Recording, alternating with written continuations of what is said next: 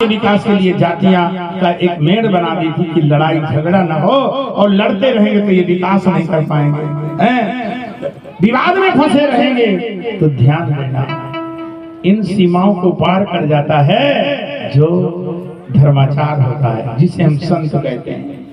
संत और बसंत, ध्यान देना, संत और बसंत दोनों एक हैं। जीवन में यदि संत आता है और जीवन में यदि बसंत आ जाए, जीवन में यदि संतत्व तो आ गया तो समझ लेना पूरी जिंदगी बसंत ही बसंत है। जीवन में संतत्व तो आ जाता है। संतत्व का मतलब होता है समदर्शिता, विराटता।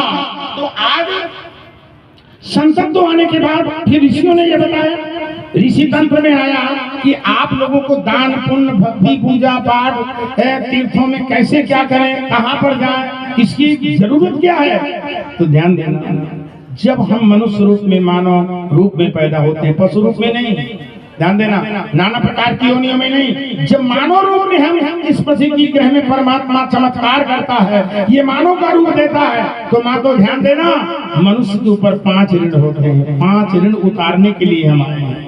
कितने ऋण? ये मनुष्य शरीर रूपी घटना जो चमत्कृत हुआ, तो 5 ऋण उतारना है।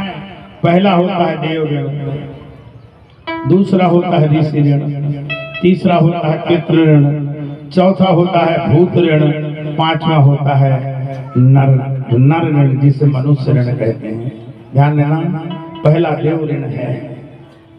वो देव अदृश्य रूप में व्याप्त, उसके कोई ठिकाना नहीं है। उस देवता ने हमारे पर कृपा किया कि आज हमें मनुष्य रूप में भेजा। उस देव के लिए कुछ अच्छे कार्य करना है।